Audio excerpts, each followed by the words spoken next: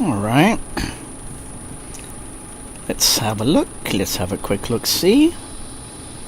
Everything looks good on the YouTube end of things.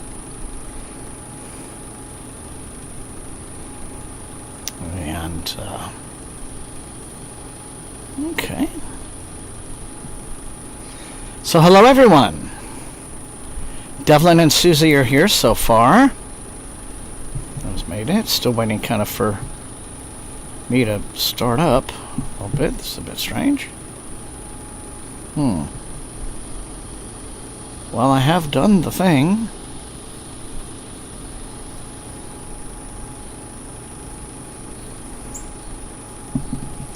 That's just peculiar.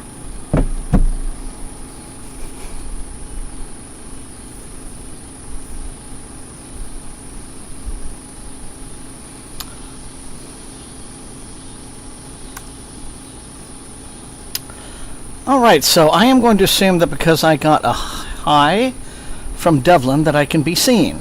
Is that correct?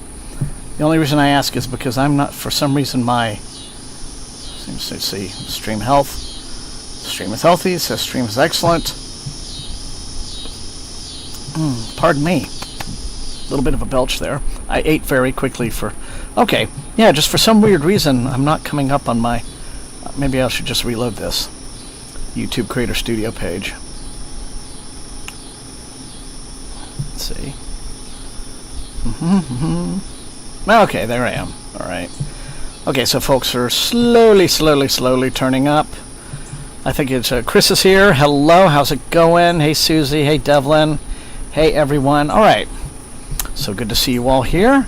Gonna go ahead and do the intro.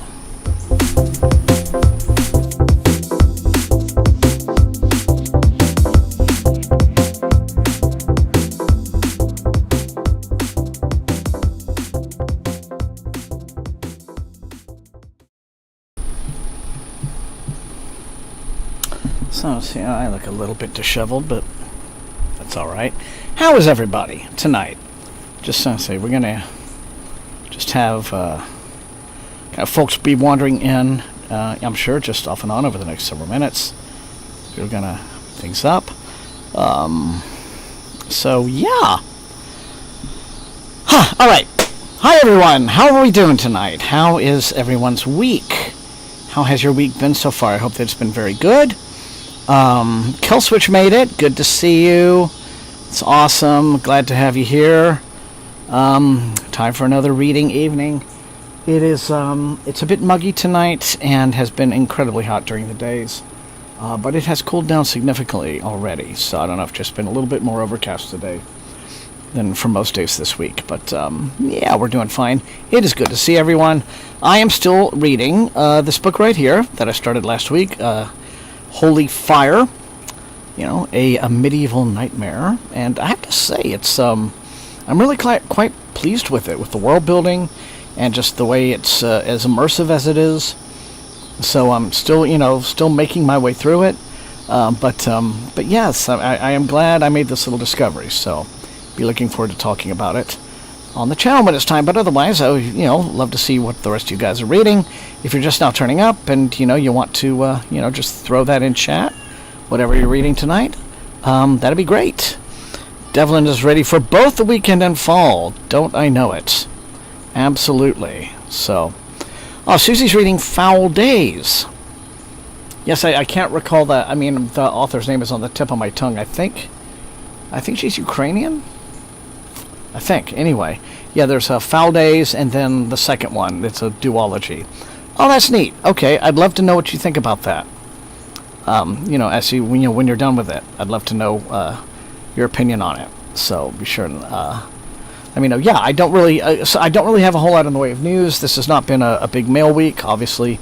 So you know, this is gonna be us just hanging and reading. It'll be a quiet night, I think. You know, more folks might monstrous nights. Thank you, Susie. Yeah, so folks are gonna roll in.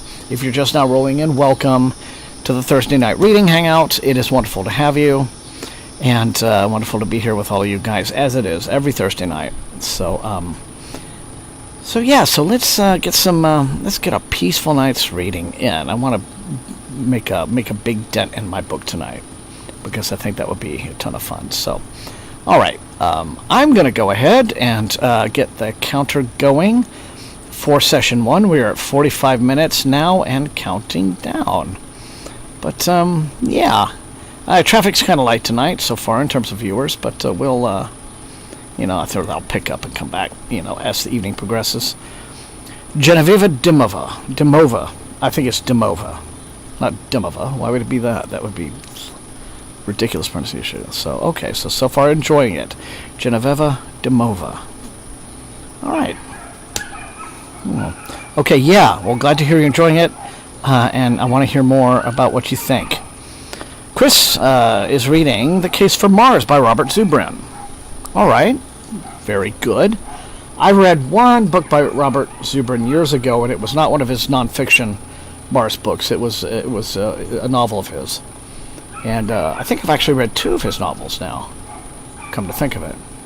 It's on the original, the SFF180, like those old reviews. So, but I have not read that one, which I know is his big, pro-Mars nonfiction book. So, yeah, maybe I should, just look at that at some point someday and see what I think. But otherwise, well, it's good, great, good to see all of you. Good to be here with all of you. I'm gonna pick this up and get going, and we've got a little yapper across the street. That might actually be the little pup that belongs to that house. They wander back and forth between the yards. Need to read more from him. Yeah, Chris, I think, most of what I know of his, I think it's stuff that came out in the, the 2000s. So it's been some time. I don't know what he's been working on recently or lately, so I should probably look that up. It was a challenging week. Well, okay, I hope not challenging in like too bad of a way. But yeah, well, we have all of those, so hard to focus this week, so the Hangout helps. Well, I get it. I do understand it, so just glad you're here, as always. Angela's here. Hello. And happy birthday, Angela. I am a lousy singer, so I will not mortify you by singing the birthday song. But here is the train to herald your birthday.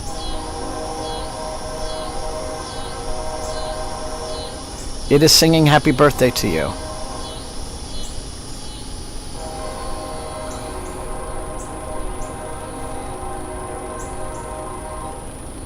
That is the birthday song. It's wonderful, Angela. Well, I'm glad that showing up at the stream was the first thing you did. You chose to do on your birthday, since it's 1:30 in the morning there. So, but don't stay up too late. Happy birthday! See, just imagine the train singing happy birthday to you, because you have a big celebration, a big day of celebration ahead. So you don't want to sleep through all of it. But yes. That is very nicely timed. You arranged that perfectly, I have to say. I'm in top form tonight, I guess, with my timing the trains and everything. So, oh, and we get a train fact. Okay.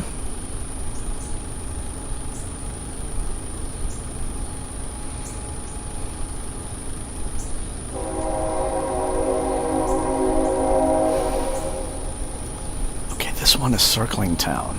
Let's go there and around. Just gonna go that way a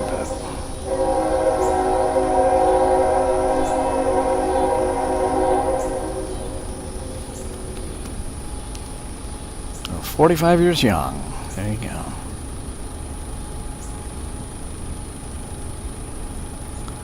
I'm sorry to hear that, Kill Switch. Yeah.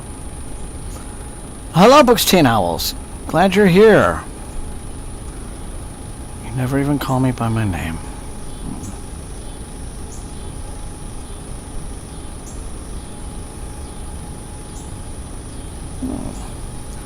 Well, thanks for showing up, Books, Tea, and Owls.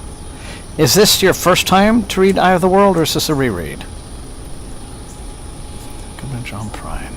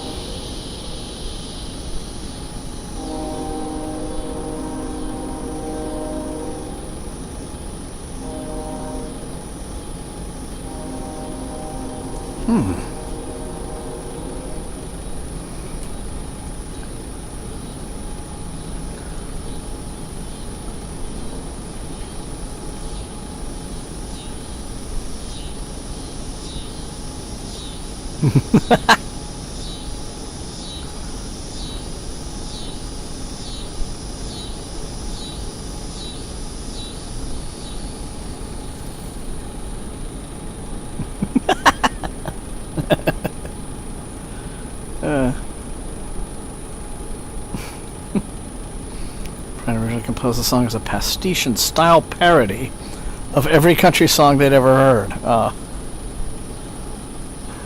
So obviously it became a massive country hit. That's hilarious.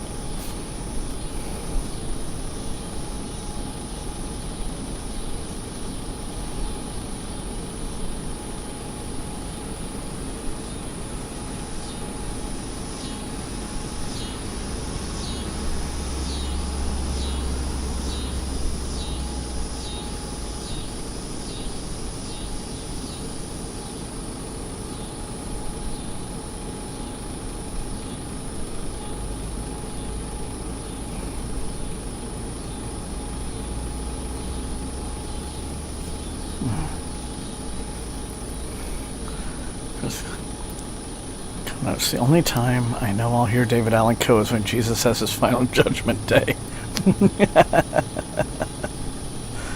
Oh, okay.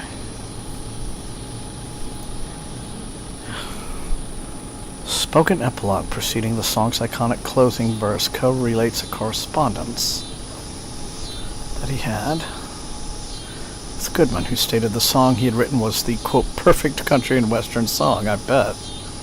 Oh, that is funny.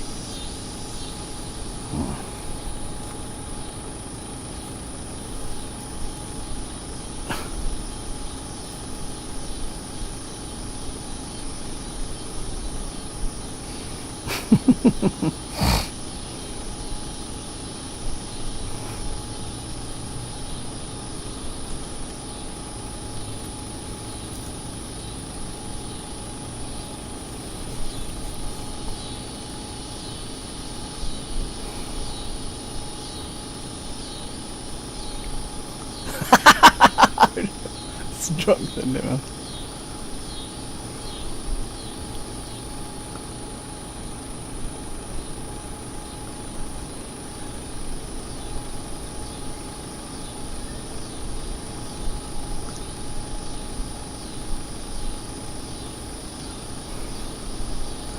Oh, now, okay, now I have heard this song. I know this song. Okay. Now I know I've heard this song. Farms, Dallas, divorce, dead dogs like old Shep and Christmas. Yeah, I remember when I was at, in Austin, going to UT in Austin, there was this cheesy college bar right there near campus, and that damn song would play every single time I was in there, and the entire bar would sing along to that specific verse.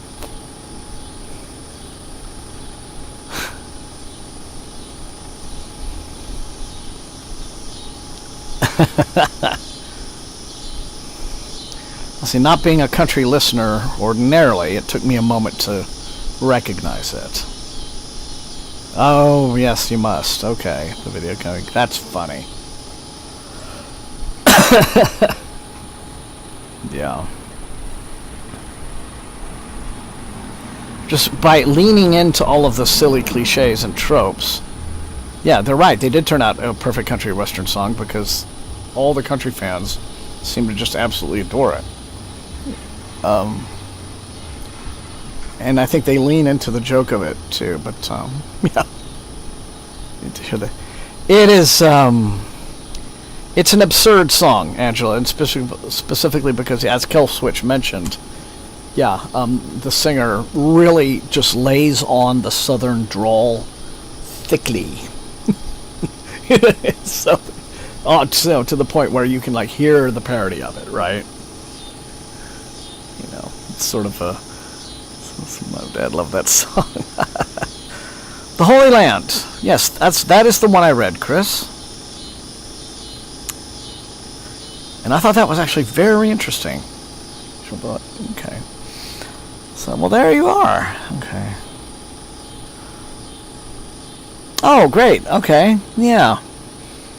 I'm not exactly sure. I think that was one that just got mailed to me out of the blue at the time when it came out. And it was a bit of a surprise. I was like, oh, okay, because Robert Zubrin did have another novel that he had published through Ace. And then this came out, and it was from some small press, and I didn't get very many small press books, and I thought, oh, well, this is okay. But I just decided to sit down and read it, and I'm glad I did, so, yeah. All right, so Angela, happy birthday. Killswitch, thanks for that, jogging that memory of, yeah. I'll say, as amusing as the song is, yeah, you did get tired of it very quickly, hearing it all the time in an environment where, 40 drunk, 21, 22-year-olds are all singing it, in unison, very loudly and very out of tune. So, there you go. Well, thanks for that. That was a fun way to start the evening. And I am going to dig into the book. If you're just now turning up, we just got a kind of a small crowd tonight. That's fine. Very intimate. So, if you want to lurk, go right ahead and lurk. Lurking is great. If you want to let us know what you're reading tonight in the chat, please do so. But, okay, everyone. Time to dig in at last.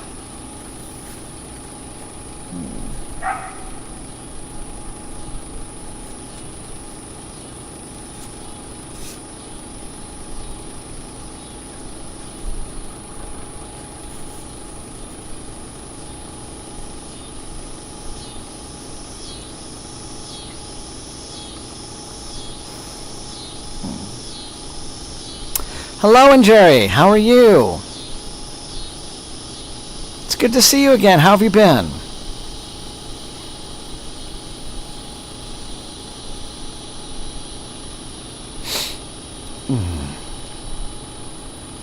Thank you for turning up tonight. Oh, dang, Gloria and Naylor still. Okay.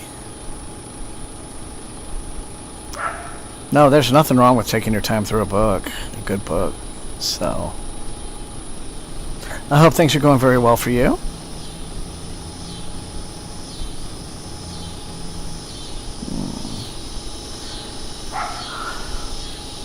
Oh, that pup is going off. That's all right.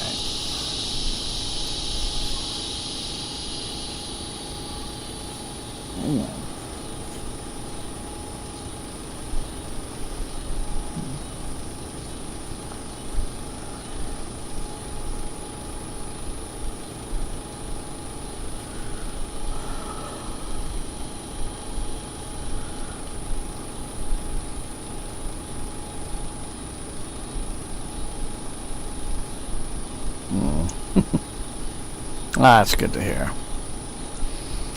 Yeah, things have been a little busy and hectic around here, but yeah, I'm doing fine tonight. It's, ready for a nice, relaxed evening. Just...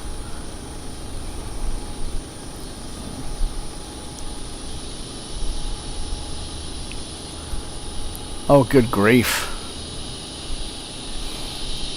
Yeah, I mean, the man's brain is just pudding. I mean, it's... Just of all the things, you know, that's just among the most infantile. Really is. I'm sure it is the butt of just massive, endless jokes up where you are. No. Yep. As always, we have a...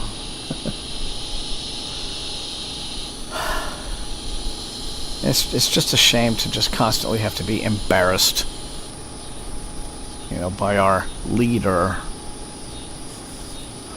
of the free world. Utter dimwit.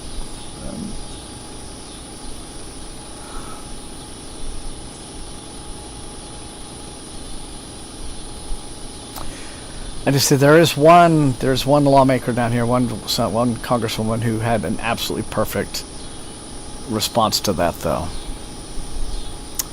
She said, you know, if he wants to rename the lake, why doesn't he name it Lake Natalie? That way, you know, at least we'll know he's looking after it, looking after our Great Lakes and taking care of it. Natalie, who is the 35-year-old little blonde personal assistant that has suddenly just popped up and is just omnipresent around him, that everyone down here is making jokes about. So, yeah. It's just... We're just living in the idiocracy right now. It's this absurd, bizarro world. That he does. That he does, Kill Switch. And then 3 in rapid succession. Just, you know, Dolly and then Tim Curry.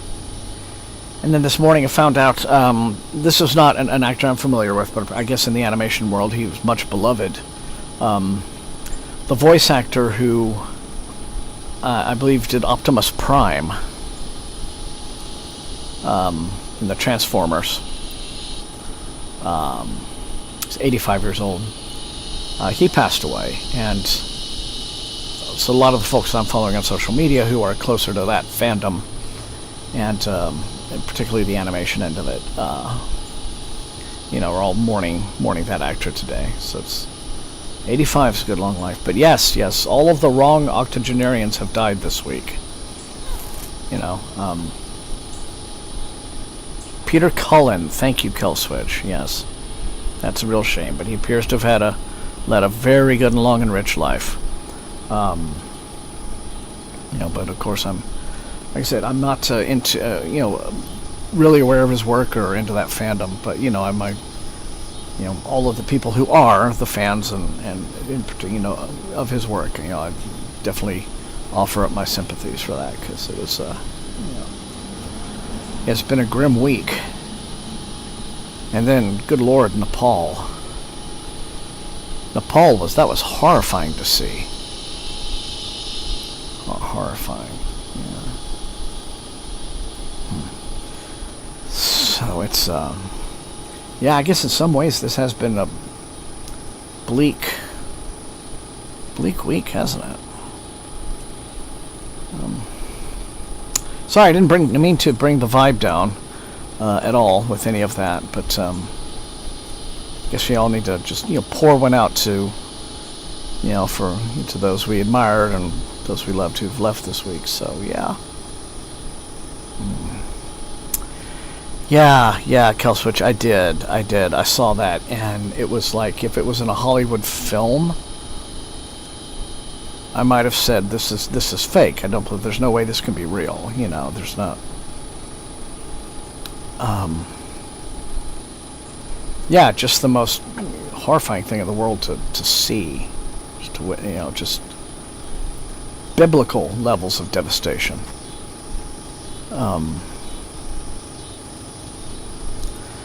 In a weird Japanese librarian, sing along to You Never Even Call Me by My Name. If you can sing along in Japanese, Killswitch, I'll be very impressed.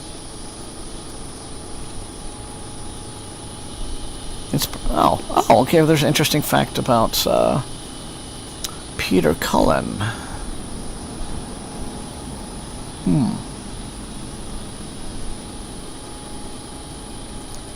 He sounds like he was a fantastic actor.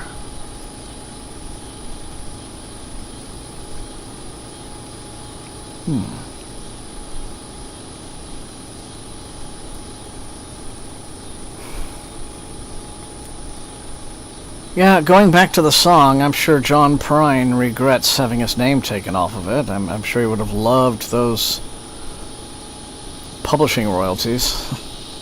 It's as big as the dumb thing became, so... oh well.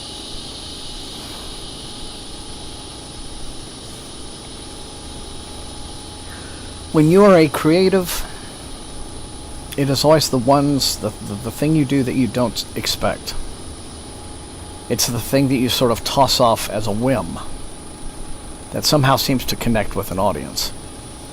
You know, the work that you pour months and weeks and years of blood, sweat, and tears into being, you know, as perfect as you want it to be, this deep expression of yourself. It's like, yeah. But something that you just whimsically toss off, suddenly just... it's, you know, one of life's ironies.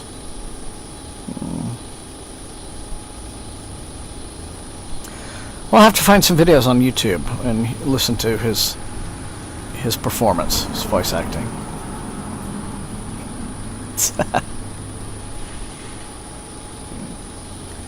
Anyway.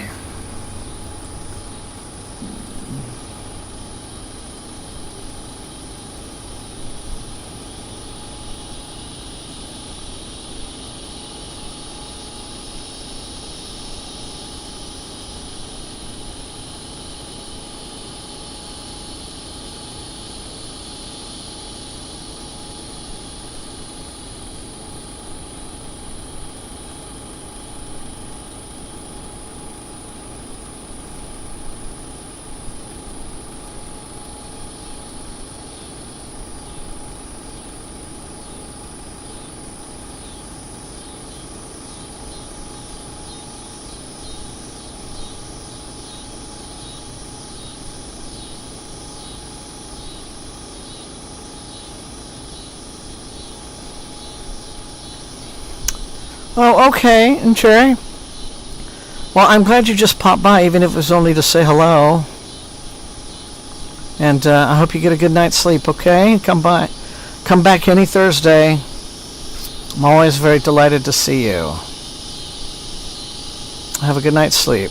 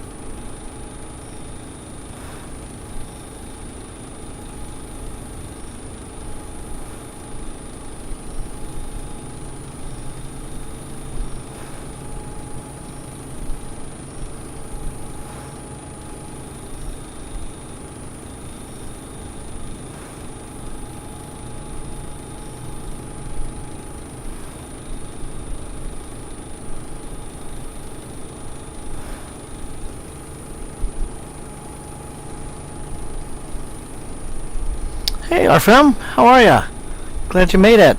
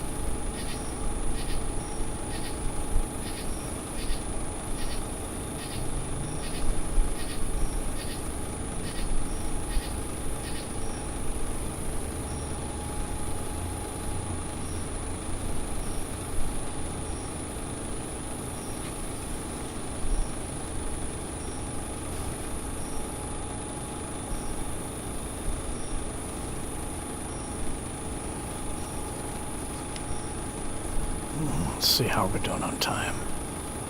Oh, okay. Alright, everyone. Well, that looks like it is first session down. So here we go. See you all in 5.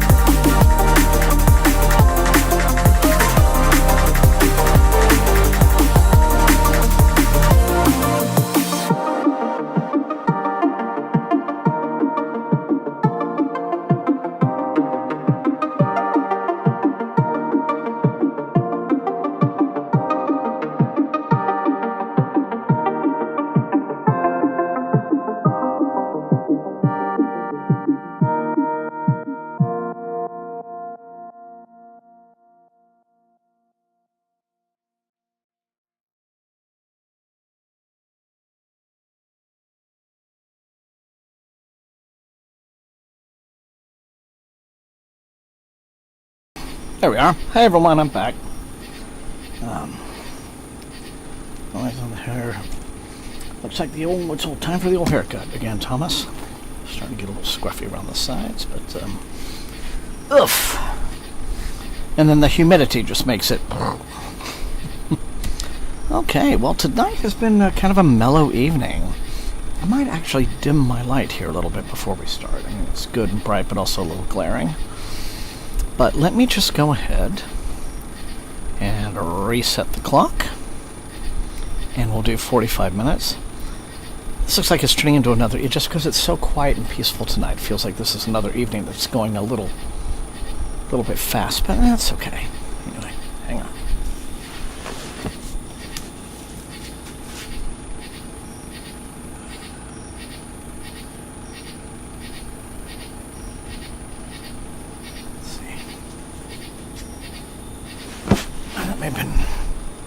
No, I think that's just right.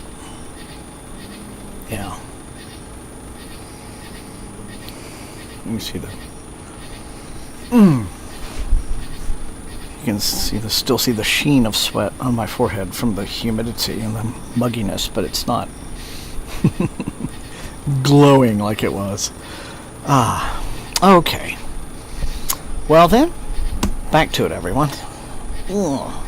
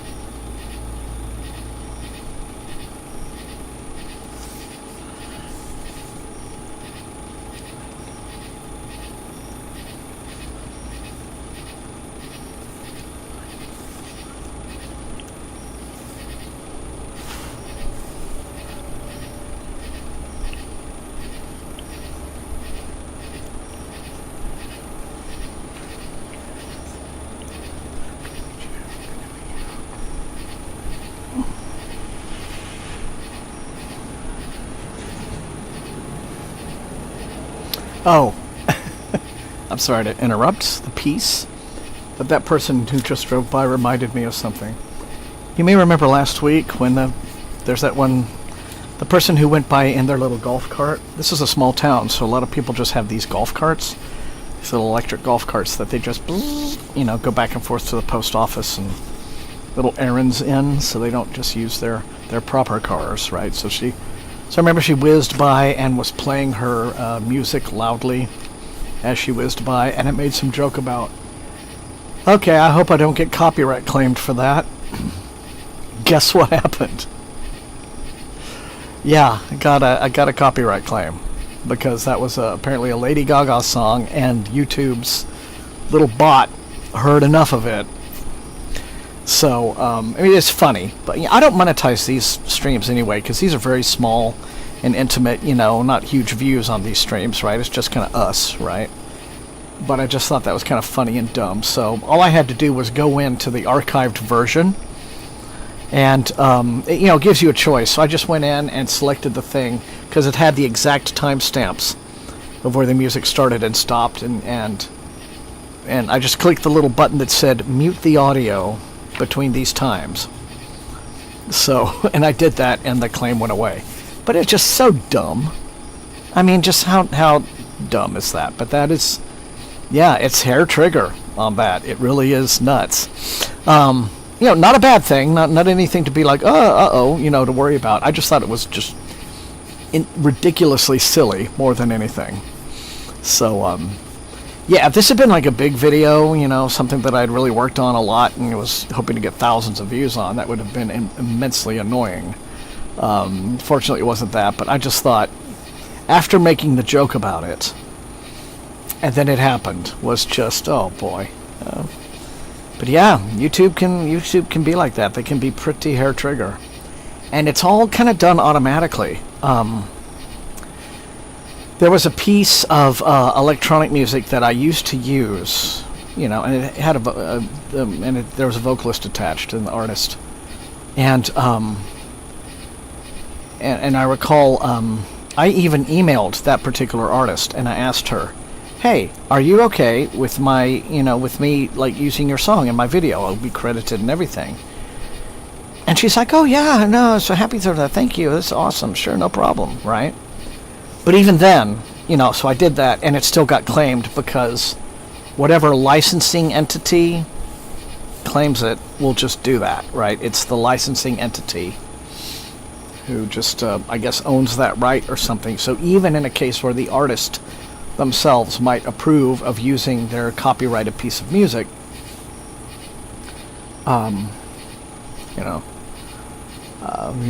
there it is, right? So, yeah, it's all, and it's all just done. It's all just computers detecting things and talking to other computers. It's all bots. There's no human thought behind the process. You just get it, and there it is. So, I live in eternal fear that my theme song that I use, which I did get off of YouTube from a channel that is explicitly, hey, here is a royalty-free music, for you to use in your videos, right? Like explicitly says that. One day that might change, and then every single one of my videos will suddenly get copyright claimed. That's just how dumb the system is. I better not say this because just some bot will hear me, and its little engines will get worrying. So, but yeah, boy, that would suck, wouldn't it? Because I've just gotten so used to using that little theme song. So I don't even know if that channel is still around or if that video is still around. But it's there, and it's copyright. It's the common, gosh, why can't I remember terms right now? It's under that kind of open copyright that allows anyone to just use anything. So hopefully nothing like that, that ridiculous will happen. So let's have a look. Yeah, artists there, yes, Kelswitch. Artists have gotten copyright claims on their own music. People who make up face companies, and yes, fake companies make claims videos for music they don't own. Yeah, that is some evil nonsense. I'm glad that my channel is not big enough to draw that kind of attention, thank God. They get the ad money while the creator fights it.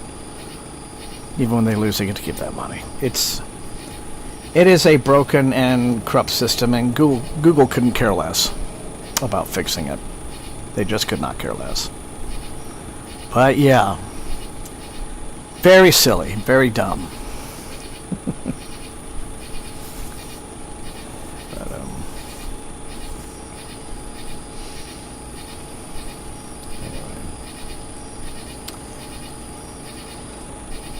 anyway. There's one musician every creator, I think, on YouTube has used music from at least once. A guy named Kevin MacLeod. And his stuff is very, popular, just royalty-free music, and he's just got thousands of little tracks that he's cooked up in every possible style of music under the sun, for video use. So, he's always a safe bet. But the song that I chose for the SFF180 theme song, wasn't one of those. It was from a different, it was from a YouTube channel that was, again, a royalty-free music YouTube channel. And I've never changed it, so I hope nothing is altered ever at any point with that track. Creative Commons. Thank you, Angela. I don't know. I hope I'm not getting old person brain yet. But thank you for that reminder. Yeah. Oh, well. Anyway, so. Back to it, but I just had to share that because it would just struck me such an ironic moment, Let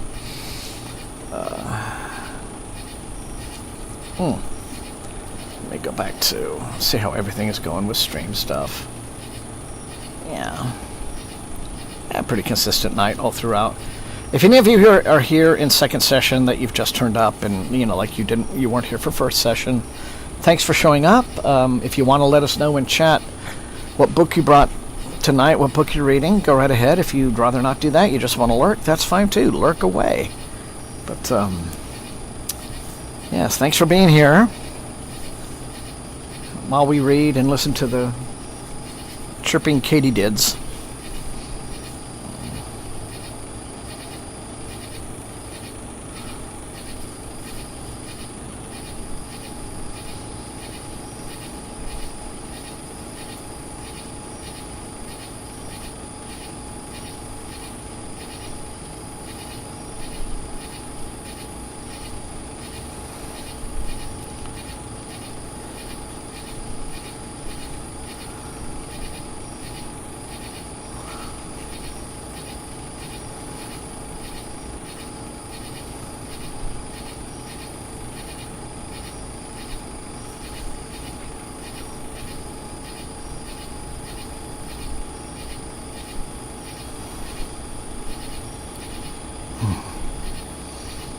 Yeah. Well, that's why I want to continue to be a busy and prolific reader as I age, just to keep my mind alert. Not worried about senior moments yet, even though this was the year I turned 60. But but you do start thinking about those things.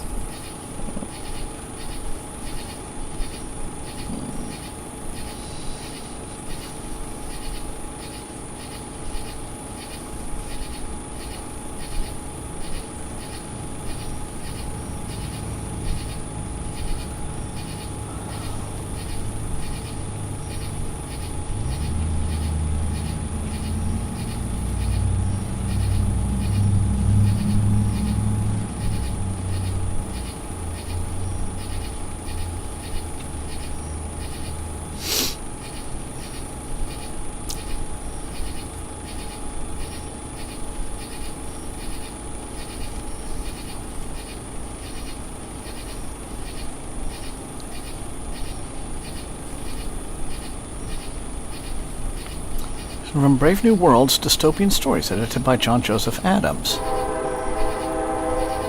Cool.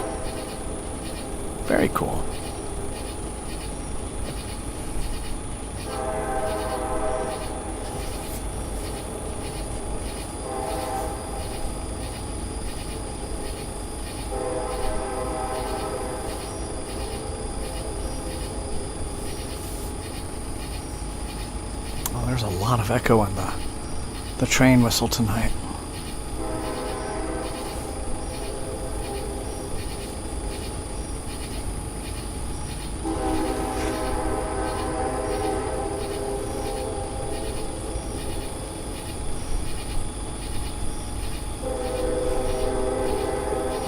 Oh, wow, Angela, that's impressive.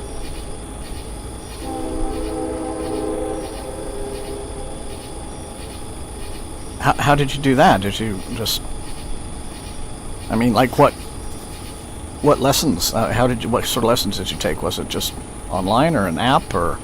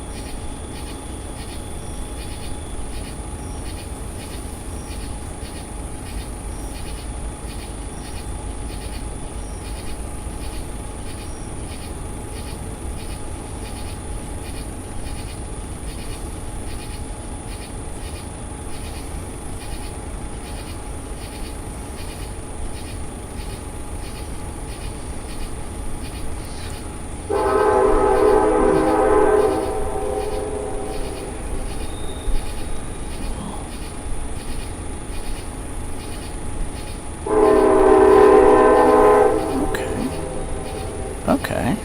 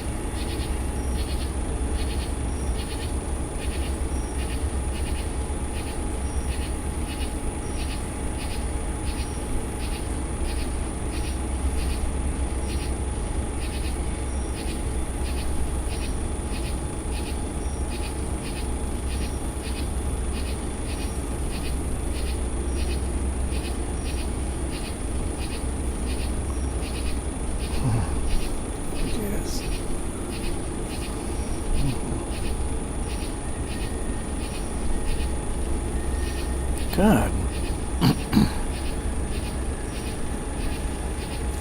I took just one semester a course in Russian my first year of college. And I did actually kind of poorly at it. I was very poor at the vocab. Difficult for me to concentrate. I now know that's my ADHD, and I could probably do better now. But I did learn the Cyrillic language, though. I took to that pretty easily. So I am in the unusual position of being someone who can read a Cyrillic word without really knowing what it means. Like I can sound out I know what the letters are, and so I can see a Cyrillic word or Cyrillic words, read them, but not know what I just read. Except for maybe like some words are very obvious to some words are close enough to they're kind of the Latin root English words to be recognizable, but others are not. But I do remember certain phrases. Ja ne znаю is one that it's easy to remember because it just means I don't know. Also, ja ne ponemajeti, which I don't understand. And so there are certain phrases that I do remember, and I know здравствуйте, hello, and спасибо, thank you. But it's kind of like, wow, okay, you think I did a semester course in Russian and all I picked up was some phrase book Russian? That's pretty embarrassing. But at least I got the written language down, so if I decide to pursue it again at some point, I'll at least have a foot in the door that I can work from. Right. Yeah, seriously, it's kind of interesting way the brain just kind of collects knowledge. Like...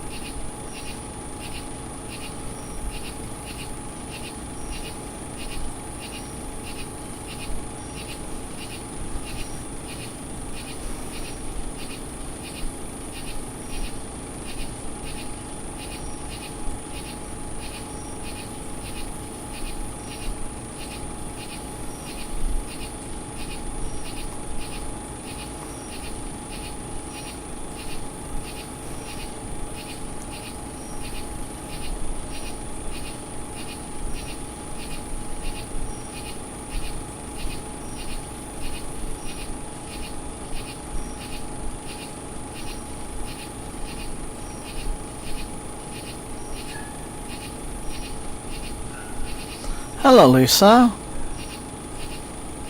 Glad you turned up. How are you doing?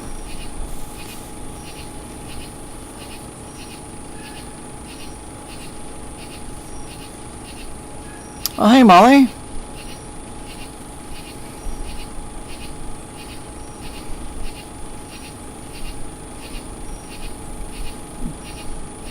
Sure, if you like.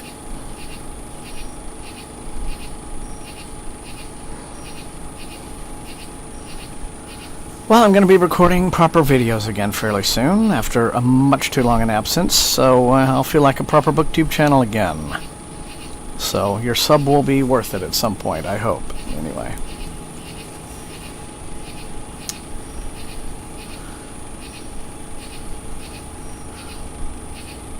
Yeah. Anyway, yeah, I'm interested to see your spreadsheet, and if you brought a book to read tonight, let us know what it is. Let us know what you've been reading.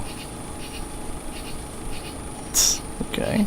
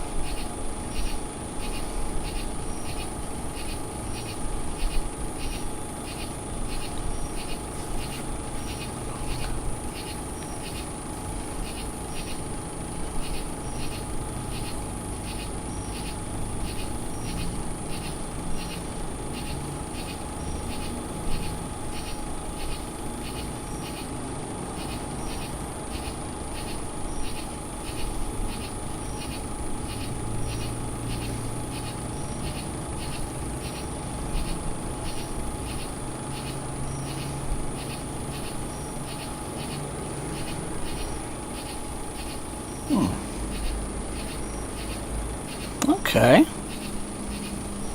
I was going to just made a quick note of that to look that one up.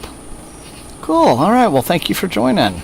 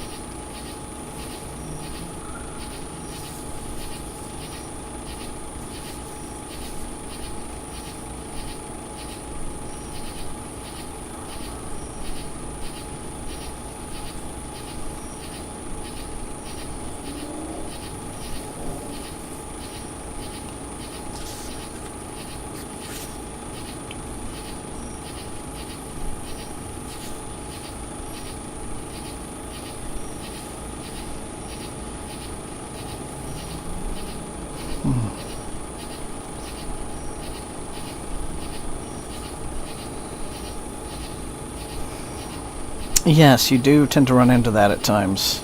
BookTube, Bookstagram, BookTalk, some of the other platforms. There are a lot of creators seem to cover something like the same half dozen or so books. It seems like, yeah. And I try to get apart from that. But, nothing wrong with that. Everyone can read what they want and love what they love. There's no judgment there. But yeah, sometimes you want to get away from just the hype books, because there's so much out there to read and enjoy.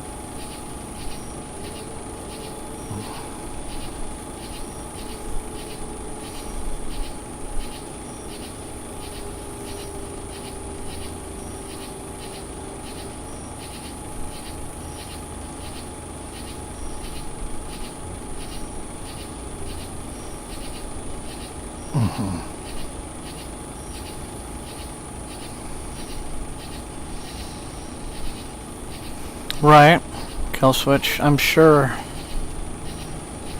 all of us here are old enough to, it wasn't that long ago to remember the big urban fantasy gluts of the 2000s, right? When, it seemed like the shelves were just packed full of all those kinds of books, right? And then there was kind of a steampunk craze for a while. That was kind of like an early 2010s thing. And now, Romantasy, though, is much more massive than either of those were. I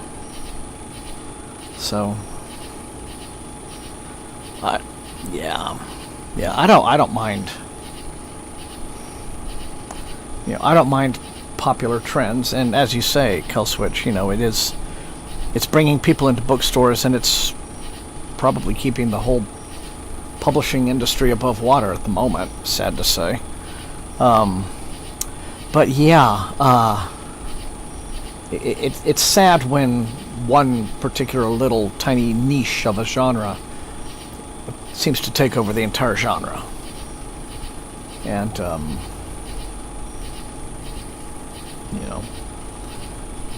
what can I say? I miss my sci-fi, But,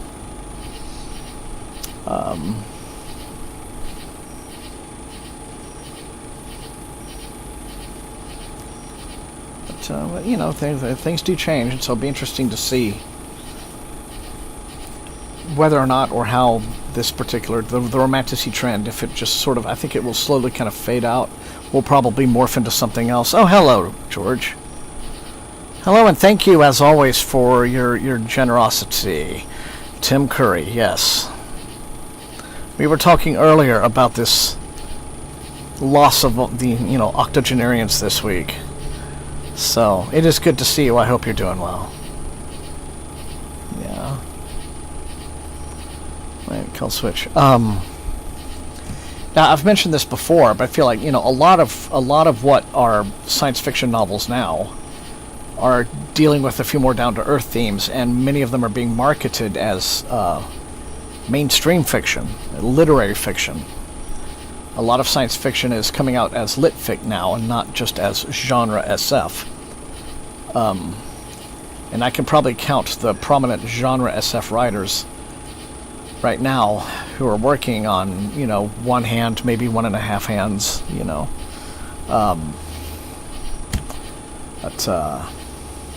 Yeah. I remember recently I was on good timing for George to show up. I was looking at Ellie Modissett's website. You know, this is a fellow who's been writing for decades and since the 80s. You know, he is now in his 80s. Well, that's a guy. The Reaper better stay away from him. And he's published something like, you know, 75, 80 books. And I think he mentioned recently that, you know, his publisher, who is Tor, he said, does not at present seem to be interested in standalone science fiction, which is a sad thing to hear from a publisher like Tor, right? Because in addition, Modisette tends to write, when he writes fantasies, he writes long-running series. The Recluse novels, which just this ongoing saga, is up to like 24 books now. The Imager series was 12 books. He's done a lot of other fantasy series that are like 5 books, 10 books, that kind of thing. But when he does science fiction, he's done quite a lot of science fiction. Those all tend to be standalones. He hasn't really done a long-running science fiction series like The Expanse or like any of his fantasy series. But he's published a lot of standalone science fiction through Tor. Sometimes there will be like a book and then it'll have sort of a sequel but not a direct sequel. It will have been like, it'll be set in the same future as another book, but it won't be a direct sequel. But most his science fiction all tends to be standalone. So for an author of that kind of track record and that kind of prominence, working for so long with Tor Books, you know, to suddenly be told by Tor Books, we don't want standalone science fiction anymore, or at least, you know, not much, is kind of like, I mean, I know they're publishing some, you know, you know, Scalzi can do whatever he wants, because he's a sales machine. But Emily Tesh, you know, Some Desperate Glory, that was a standalone. So I know they're doing some, but I feel like they're being very, very picky and choosy about it. And Modissette's science fiction does tend to be hard science fiction, so they might just not want his kind of science fiction at the moment, you know. So I just look at all this stuff and I kind of, you know, take a deep sigh and realize that, you know, I'm getting older, and the kind of books that were common when I was young and growing up and cutting my teeth and reading and discovering what I liked, you know, just aren't the common thing anymore. They're just not what the industry is interested in. You know, I'll go to Barnes & Noble now, and I'll go to, you know, Books A Million, and look at the shelves. And, you know, and I'll see some, and I just don't kind of get, like, ooh, excited and swept away like I used to. You know, unless it's something that I've kind of, like, pegged in advance and I've already known about it.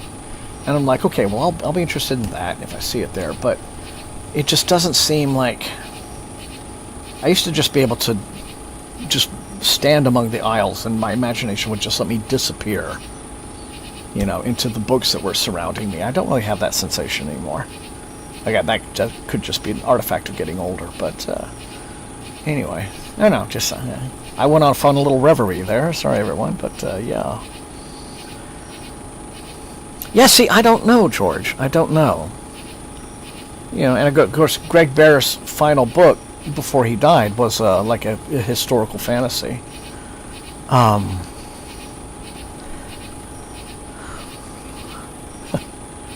Dave Eddings, well, yeah.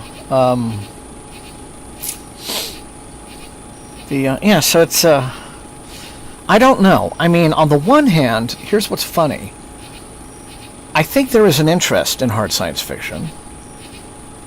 Just, you know, because a guy like Andy Weir is doing it, right? I mean, he has this very accessible, anybody can read him bestseller style of writing. But he does try to have like some kind of scientific fidelity to his stories, and so he is writing hard SF. He's just kind of found a way to make that popular. But there's the old style of hard science fiction. It's probably all in just how it would have to be executed now. There's the classic style of hard science fiction where you would sometimes you would just get reams of exposition, explaining the physics behind something, or you would start out, or like the way Modesett does. He is such a descriptive writer. I was just looking at one of his books the other day. It was one that I have yet to read and want to pick it up, and I just read the first paragraph of the first chapter, and it's this long just description of this radio telescope that this woman is using. She's working at. He introduces her. He talks about how she's sitting at the console, working the, just doing the work that she's doing, and then he just goes for the rest of the half a page of a paragraph describing the radio telescope. And I feel like, okay, well, maybe that's like not the kind of thing that publishers want to see anymore. But once upon a time, there was a day when you could just be super nerdy, techie about stuff, and it was okay. There was nothing wrong with that, But maybe that's just not what the readership wants anymore. Who knows? Yeah. Yeah, I get it. I mean, I totally get it when people say that they just can't get with his writing. It's very, it's very just. He writes like Crichton. He has perfected that kind of bestseller style that some people are just going to kind of bounce off. And his characters kind of lay on the snark a bit thick, but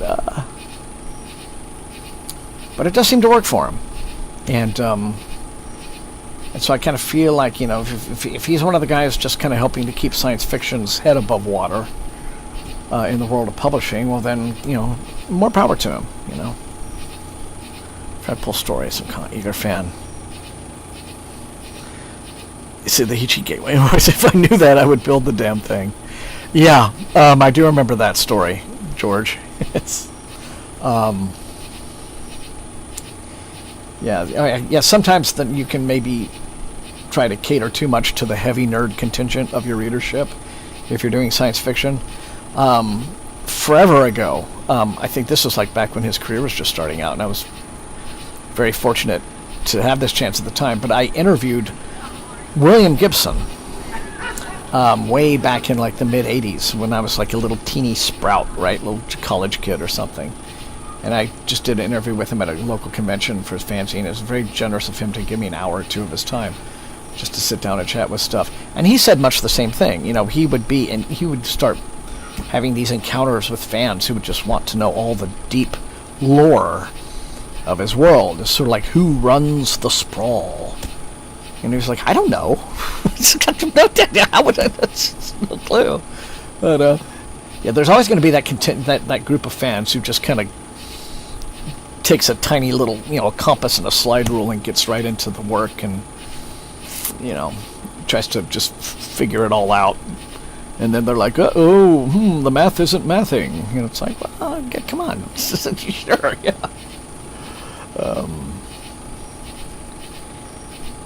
Yeah, I guess Fred Pohl was trying to make the point, I think the Arthur C. Clarke point, that, it's indistinguishable from magic technology. Just let your imagination run with it. And just go with it.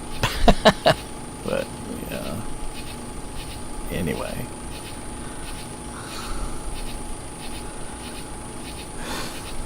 But, yeah, that is a funny story.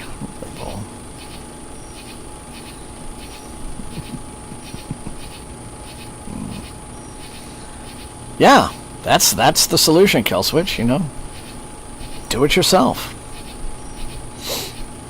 And a lot of writers in every field, not just science fiction, but a lot of writers in every field, that's how they got started. They read a book and they're like, wow, I liked this, but if I were doing it, I wish the author had done this or this or this with it instead. And then a little light bulb comes on, and they're like, oh, well, I could try writing that book. If that's the book I want to see, I could try it. That's the whole point. Do it, you know. Jim Hogan wrote Inherit the Stars for as a result of a £5 bet. You know, he had some gripes about, I forget what, it might have been 2001: A Space Odyssey or something of Clark's. And he's at a pub, and, you know, with friends, and cracking, and they're like, well, why don't you write a better book? He's like, so I'll bet you a $5 you can't write a better book. And so he's like, all right, bet. And he did it, you know, so that's it.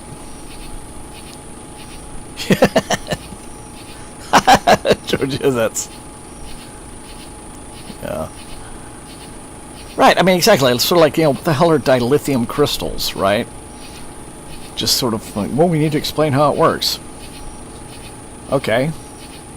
How does my made-up technology work? Well, I will make up an explanation for the made-up technology.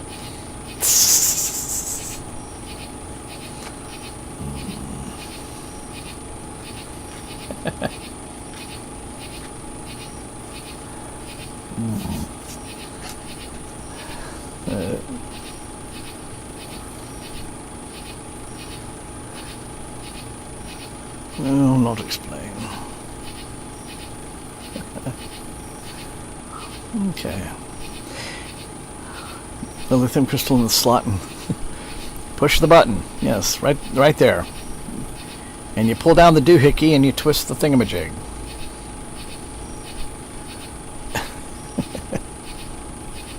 Yeah.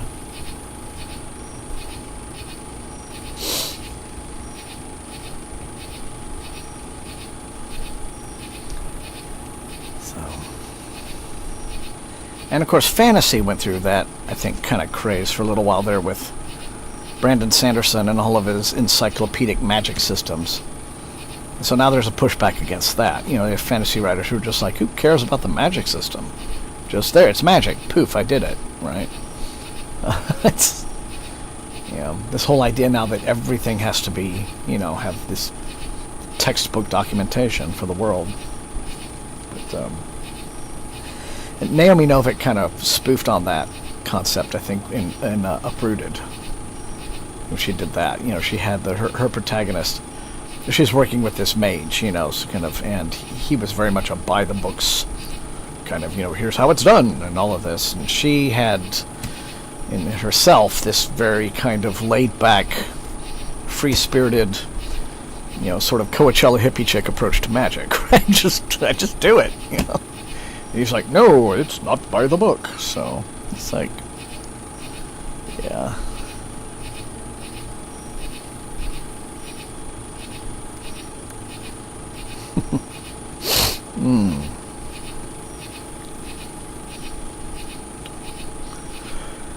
All right, well, I'll defer to your expertise on that detail, George. Yeah. Anyway. The clock has run out, but I'm having such a good time here with you guys, and the night is very pleasant, and I'm about maybe like 5 pages from the end of my chapter. So I'm just going to keep going for a bit, if you all don't mind, to the end of my chapter, and then we can sign off at that time. So if you guys are okay with that, we'll just keep going for a little longer. How's that sound? Well, maybe we'll get a couple more trains before the evening wraps up.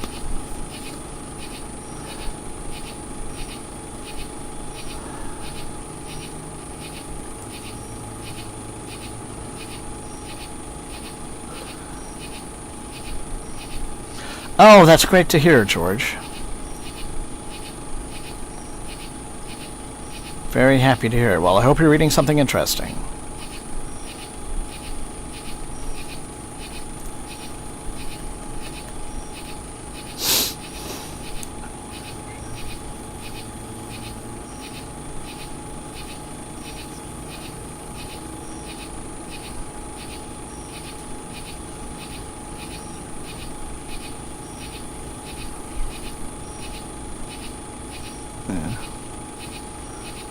Oh, well, thank you. Yes, I try. I like the...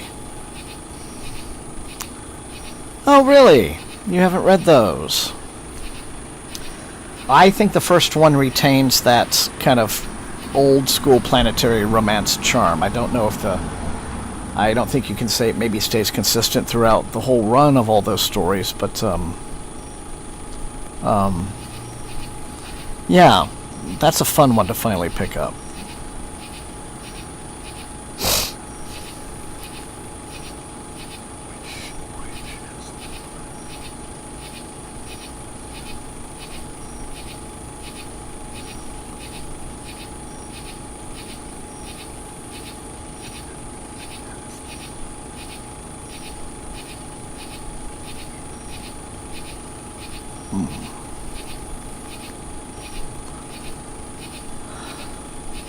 Oh yeah, well it's one downside of the old mass market paperbacks is that they're in like 6-point font, right? So people gotta collect it. Okay, yeah.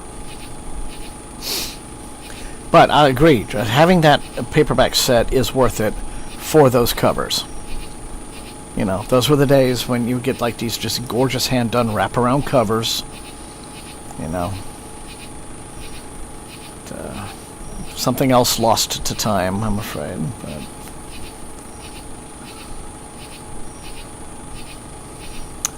But that makes me happy to hear, Kelswitch. Thank you, because that certainly is what I had hoped to create with these hangouts, and especially having them as something to keep the channel ticking over week by week while I'm in this lull of not having produced actual content for a while has been nice to have. It's at least kept my toe in the door so that, as the fall approaches and I am ready to start creating again, it's I feel like I haven't completely fallen off the bike yet, so I'm glad that they are peaceful and calming for you, because that's what I want them to be for everyone. Yeah, I agree, George. Yeah.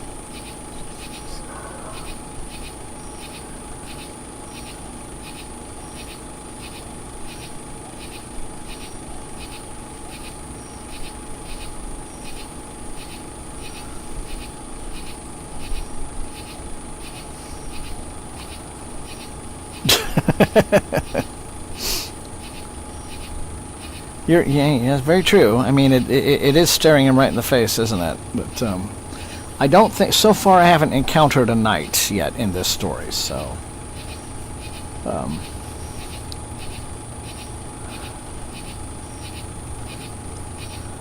just lots of monks so far, but no knights yet.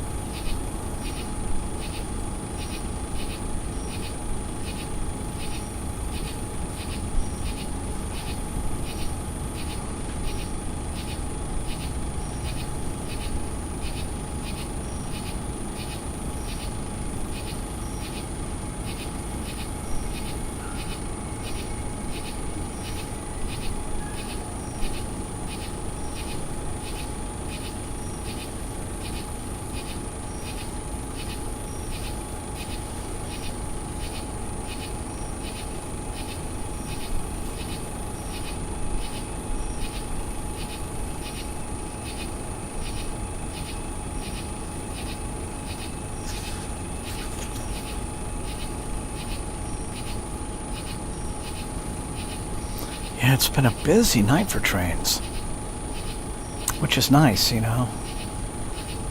I think we've had several nights recently where there's been one or none, you know, so it's nice to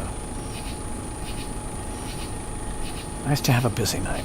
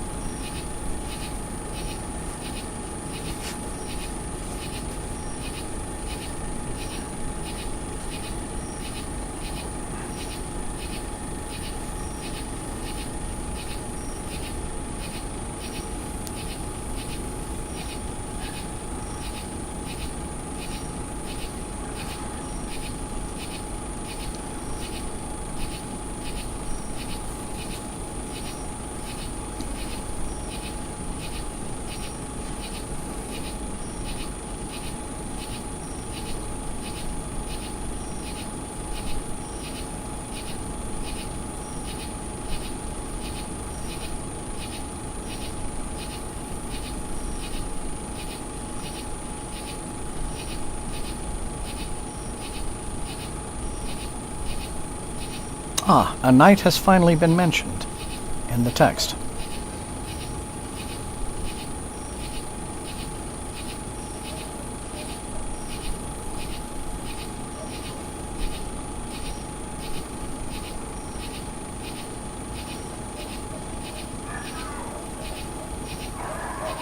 Uh-oh, the boys are getting excited.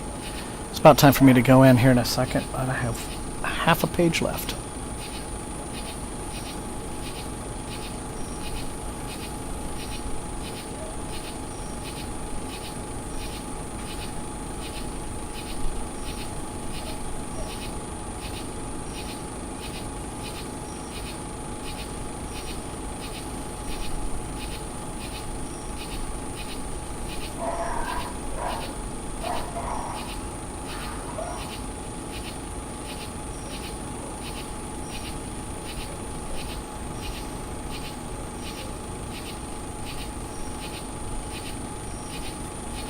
Okay.